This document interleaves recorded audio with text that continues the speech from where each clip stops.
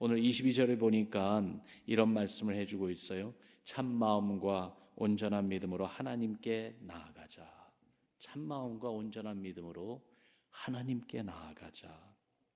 거룩하신 하나님 앞에 나아갈 때, 특별히 예배자로 나아갈 때에 이 말씀은 참 마음과 온전한 믿음을 가지라, 그렇게 말씀하고 있습니다. 하나님은 우리의 겉모습만이 아니라 우리의 마음을 살피시잖아요. 그래서 주님을 기쁘게 해드리는 그러한 참된 예배자들로서 우리에게 참마음과 온전한 믿음이 있어야 되겠습니다. 참마음, 정직한 마음입니다. 겸손한 마음입니다. 이런 참된 마음을 어떻게 갖는지 여러분 보세요.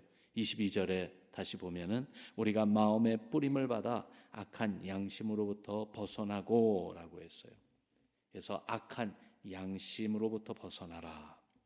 악한 양심을 guilty conscience 그렇게 번역을 해놨어요. 죄책감을 가리킵니다. 순진한 아이들을 생각해 보세요. 잘못을 저지르면은 부모나 어른들의 그 눈길을 피하지 않습니까? 어른 역시 guilty conscience, 악한 양심을 가지고 있는 이상 하나님 앞에 나올 생각을 하질 못합니다. 오히려 하나님을 피하죠. 아담과 하와가 죄를 짓고 나서 하나님이 그들이 있는 에덴 동산에 오심을 느꼈을 때 가장 먼저 했던 반응은 피하는 것이었어요. 숨는 것이었어요. 이런 악한 양심에서 벗어날 수 있는 길은 오직 하나밖에 없습니다. 예수 그리스도의 피로 뿌림을 받는 것입니다. 내가 죄 지었고 내 죄로 인해 괴롭지만 주님이 나를 너무나도 사랑하셔서 내 죄를 다 용서해 주시려고 십자가에 달려 죽으심을 알고 그 구속의 은총을 받아들이는 것입니다. 내가 더 이상 죄를 숨기려고 할 필요도 없고 하나님 앞에 드러난 죄, 심판받아야 할 죄가 예수님의 십자가로 다 심판을 받았다는 것을 아는 것, 그래서 그 사실을 인정하고 받아들이는 것, 바로 예수님의 피로 보여주신 은혜를 마음에 받는 것입니다. 예수의 피의 능력이 큽니다. 여러분 다시 말씀드리죠. 예수의 피의 능력이 큽니다. 우리 마음을 guilty conscience, 악한 양심, 괴로운 죄책감에서 벗어나게 해준다 이 말씀이에요. 또한 몸은 맑은 물로 씻음을 받았으니 라고 오늘 우리가 읽은 22절에 말씀하고 있죠. 우리는 몸을 가지고 일하고 가족과 또한 지인들과 교제하며 삶을 즐기는 것을 몸으로 합니다. 그러므로 몸을 맑은 물로 씻었다는 말씀은 우리 삶을 맑은 물로 씻었다는 것인데, 여러분 삶을 맑은 물로 씻는다, 이게 무슨 말인가? 말씀을 찾아보면은요, 에베소서 5장 26절에 이렇게 말씀하세요. 같이 읽어봅니다. 시작. 이는 곧 물로 씻어 말씀으로 깨끗하게 하사 거룩하게 하시고. 아멘. 또한 디도서 3장 5절에도 이렇게 말씀했어요. 그것도 같이 읽습니다. 시작. 오직 그의 긍휼하심을 따라 중생의 씻음과 성령의 새롭게 하심으로 하셨으니. 그렇기 때문에 이 말씀을 이렇게 생각해 볼 때에 몸을 맑은 물로 씻음을 받았다, 이 말은 하나님의 말씀과 또한 그 말씀을 깨닫게 하시고 순종하도록 하시는 성령의 역사로 깨끗해지는 삶이에요. 하나님의 말씀으로 성령이 우리를 도우시고 인도하심으로 인해서 깨끗해지고 정결해지는 삶 말입니다. 이렇게 우리 마음에 정말 악한 양심으로부터 벗어나고, 그리고 또한 우리의 삶이 깨끗이 씻음을 받는 것, 예수 그리스도의 보배로운 피로써, 더욱이 나아가 그것을 증거하시는 성령님, 또한 주의 말씀을 통해서 우리가 깨끗한 양심, 그러한 양심을 갖게 되죠. 더욱이 나아가 하나님 앞에 나아갈 때 참 마음과 함께 온전한 믿음을 가져야 된다고 말씀했어요. 온전한 믿음은 확고한 믿음입니다. 불완전하거나 부족한 믿음이 아닙니다. 이렇게 보면은요, 이 온전한 믿음을 소유한 사람들, 어느 부류에서 가장 많이 찾아볼 수 있는가 하면 어린아이들 가운데 많이 찾아볼 수가 있어요. 따지지 않고요, 전적으로 믿습니다. 무조건적으로 믿습니다. 어린아이와 같은 그러한 믿음. 어떤 면에서 이것이 온전한 믿음인가 하면은 하나님이 나를 사랑하신다는 것을 알기 때문에, 이 세상에서 누구보다도 나를 가장 사랑하신다는 것을 확신하는 그 마음이 있기 때문에 믿습니다. 이 온전한 믿음이 하나님의 마음을 흐뭇하게 해드립니다. 기쁘게 해드리죠. 그러니 온전한 믿음으로 하나님께 나아가면 얼마나 좋겠습니까? 그런데 이렇게 참 마음과 온전한 믿음으로 하나님께 나아갈 때에 각자 개인적으로 하지 말고 함께 할 것을 오늘 말씀은 우리에게 권고하고 있습니다. 여러분, 우리가 잘 아는 이 샌프란시스코 금문교요, 그 골든 게이트 브리지, 이 도시를 대표하는 아이콘이죠. 다리 양쪽에 746피트의 그 교각 탑이 세워져 있고, 그 교각과 교각 사이에 두 가닥의 줄, 그 케이블을 늘려서 폭이 6차선 되는 다리를 만들어서 차들이 지나가게 하고 있죠.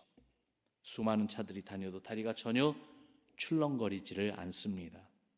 다리를 떠받치고 있는 교각과 교각 사이에 연결된 그 두 줄의 그 케이블스, 멀리서 보면은 보통 줄 같지만은 가까이 가서 보신 분들이 계실 거예요. 그 골든 게이트 브리지 이쪽에 조그만 파크에 보면은 그것을 이렇게 잘라서 놓은, 설명해 주는 그러한 곳이 있는데요.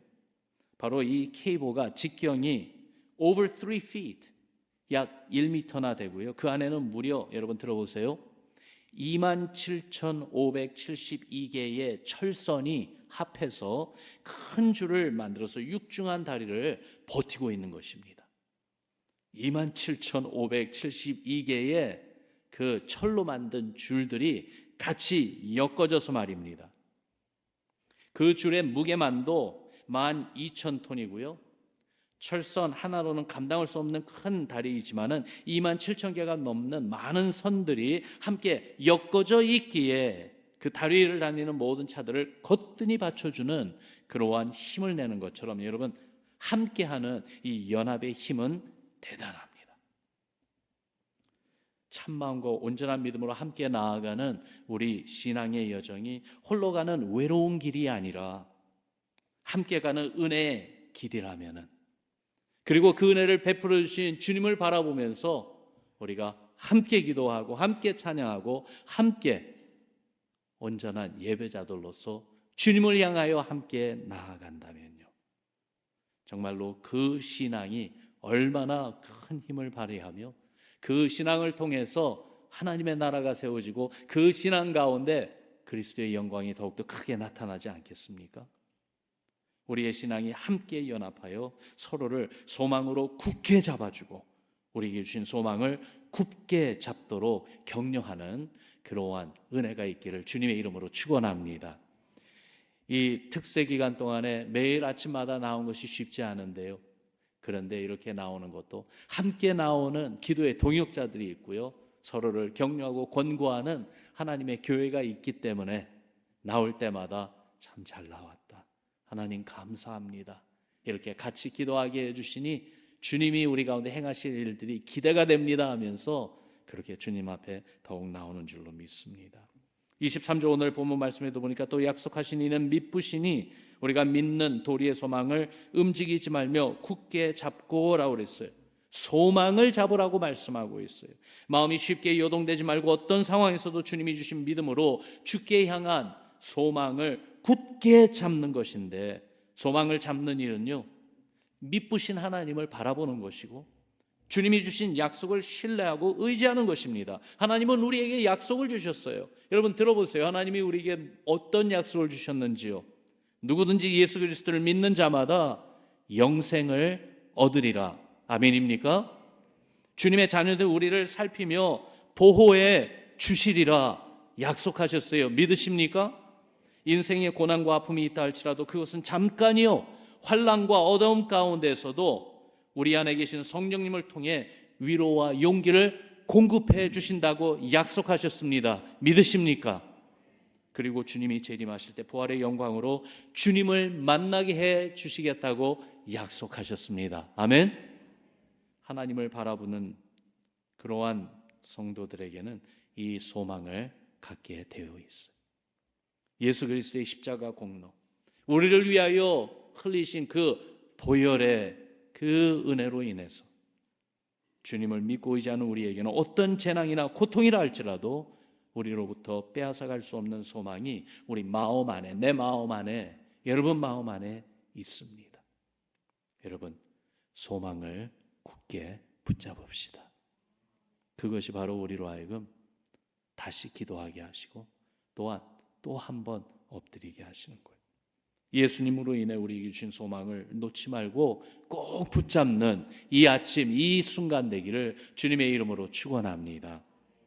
흘러내리는 강물이요, 오염된 것들을 깨끗이 다 씻어버려서 다시 생명체가 생길 수 있는 터전을 준비하듯 하나님의 교회 가운데, 우리 가운데 흐르는 주의 보혈이 우리 마음을 적시고 주의 은혜가 우리 삶 가운데 강물처럼 흘러서 인생의 역전승을 만들고 더욱이 나아가 주님이 우리 가운데 살아계심을 증거하고 보여주는 은혜가 있기를 바라요. 히브리서 6장 19절에 보니까 우리가 이 소망을 가지고 있는 것은 영혼의 닷 같아서 튼튼하고 견고하여 휘장 안에 들어가나니 그랬어요.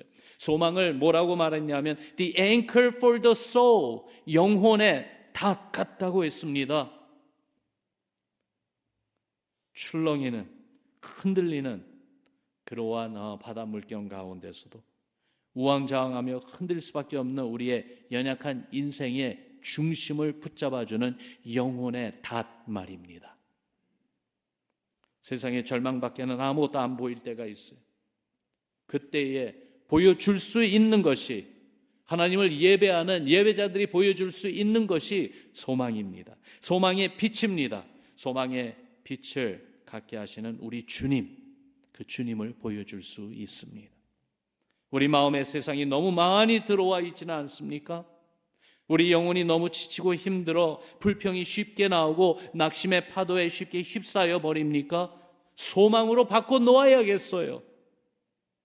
주의 보혈의 공로 의지하여 서로를 위해 기도하고 말씀으로 격려하고 소망을 굳게 잡는, 소망의 주님을 굳게 붙드는 오늘 이 아침 됩시다. 그러며 사랑과 선행을 또한 격려하라고 말씀하고 있습니다. 함께 소망을 붙듦과 동시에 서로를 사랑과 선행으로 격려하라고요.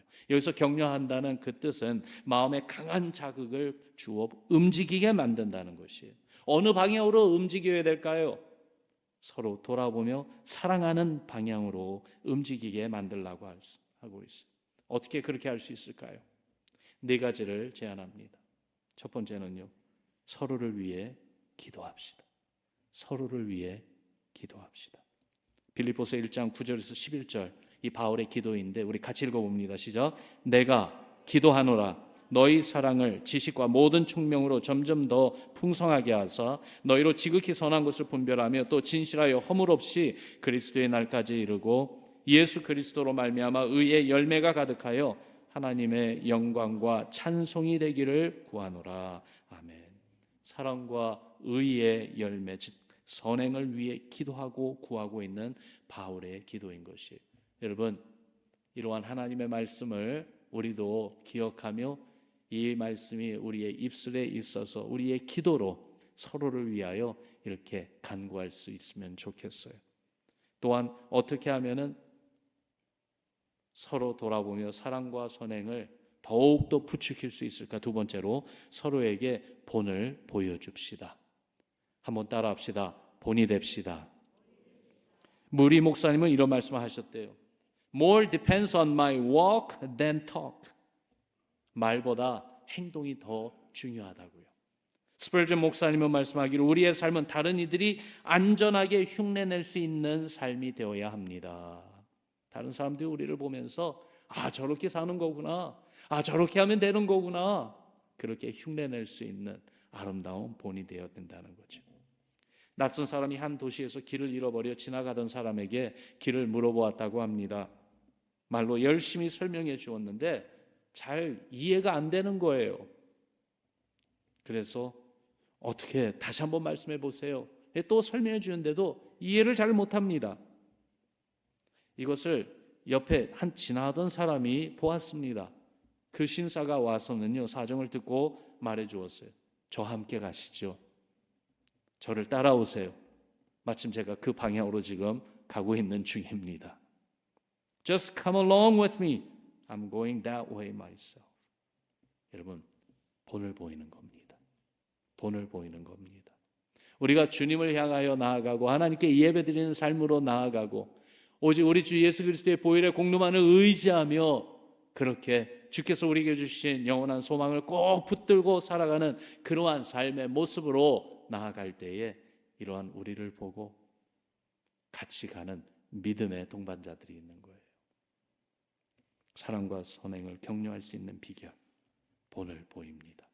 올해 한 해 동안에 이렇게 아름다운 예배자의 본을 보이는 우리 모두가 됩시다. 그러면서 하나님 말씀 따르기를 격려합시다. 성경은 구체적으로 사랑과 선행이 무엇인지 알게 해줍니다. 말씀을 사모하며 말씀 중심의 삶을 추구할 때에 하나님의 말씀이 우리를 움직이게 해주십니다. 그리고 마지막으로 격려와 칭찬을 아끼지 맙시다. 격려와 칭찬을 아끼지 맙시다. 주께 향한 소망을 굳게 잡읍시다. 서로 얘기해 주는 거예요. 사랑과 선행을 격려해 봅시다. 우리 한번 해봅시다. 주님을 위한 것이라면은 뭘 못하겠습니까? 그렇게 서로를 권고하고 또한 참 잘하네요. 정말 수고하셨습니다. 감사합니다. 칭찬해 주고요. 그러면서 모이기를 힘쓰기를 바랍니다. 25절에 정말 이 마지막 때 하나님을 예배하는 예배자들로 살기 위한 신앙을 위해서 우리가 꼭 마음에 새겨야 되는 중요한 말씀이 있어요. 25절 말씀 같이 읽습니다. 시작. 모이기를 패하는 어떤 사람들의 습관과 같이 하지 말고 오직 권하여 그날이 가까움을 볼수록 더욱 그리하자. 아멘. 한마디로 모이기를 힘쓰라고 말씀하고 있어요. 주의 재림이 가까이 올수록에 더욱 모이기에 힘쓰라고 하셨습니다. 주님의 다시 오시는 그날이 가까울수록 세상은 더욱 영적으로 어두워지고 자기만 생각하는 이기적이고 세속적인 세상으로 변해갑니다. 세상의 가치관 그리고 하나님의 말씀 더욱더 양극화되어 가고 있는 현상을 우리가 직접 눈으로 보고 있고 피부로 느끼고 있지 않습니까? 그러므로 이러한 세상에 변질되어가는 모습 가운데 내 신앙을 지키기 위해서 더욱 나아가 서로의 신앙을 지켜주기 위해서 모이기를 힘써야 할 것입니다. 특별히 어떠한 자리예요? 하나님께 예배드리는 자리로 우리가 주님께 예배하러 더욱 주 앞에 가까이 나아가는 그 자리 이것을 위해서 서로 격려하고 서로 권고하며 더욱더 모이기를 힘쓰기를 바랍니다. 2024년 새해를 이렇게 신앙으로 살아갑시다. 이것이 어디서부터 시작입니까? 주의 보혈에 힘입는 신앙에서부터 시작됩니다. The finished work of Christ.